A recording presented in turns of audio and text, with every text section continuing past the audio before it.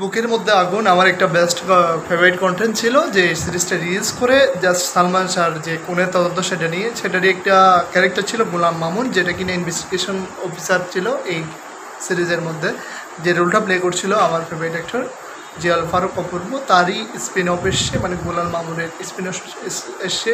সব কিছু চেঞ্জ, আপনার ডিরেক্টর থেকে রাইটার থেকে সব কিছু চেঞ্জ হইচের মধ্যে আসে এই সিরিজটি, এবং সিরিজটি ডিরেক্ট করে one of the man Shehab Shahin, এবং সেটা স্টেমিন করে গত 13ই জুন হইচের মধ্যে। কেমন ছিল এই সিরিজটির মধ্যে অ্যাড হয় নতুনভাবে রাহি, অপুবাই এবং আরও অনেকে।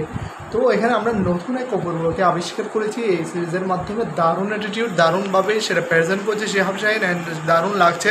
টানটান উত্তেজনাপূর্ণ এই সিরিজটি আপনি প্রথম থেকে শেষ পর্যন্ত শেষ করতে পারেন উইথাউট ব্রেক, কারণ এটা আপনাকে অনেক বেশি এঙ্গেজিং করে রাখবে উইথাউট বোরিং। বেশ ভালো করেছে এই কাজটি।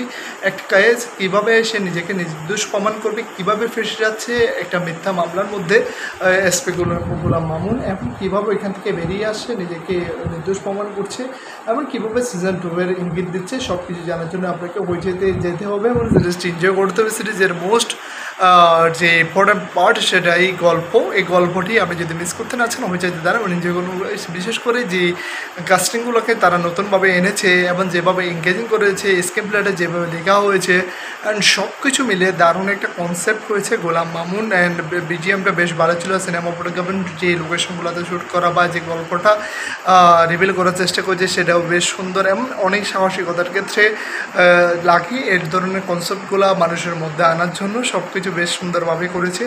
আশা করছি আপনারা যারা হইচের মধ্যে গোলাম মামুন দেখেছেন তারা এই সিরিজের ফ্যান হয়েছেন। যারা বুকের মধ্যে আগুন দেখেছেন তারা অবশ্যই সিরিজটা দেখতে চাইবেন, দেখার জন্য অবশ্যই আগ্রহ পোষণ করবেন বলে আমি মনে করছি। আপনাদের কেমন লেগেছে রাহি এবং গোলাম মামুনের স্পিন অফ সিরিজটি অবশ্যই কমেন্টে জানান। আর ভিডিওর ভালো হিসেবে লাইক করেন, যে সাবস্ক্রাইব করবেন।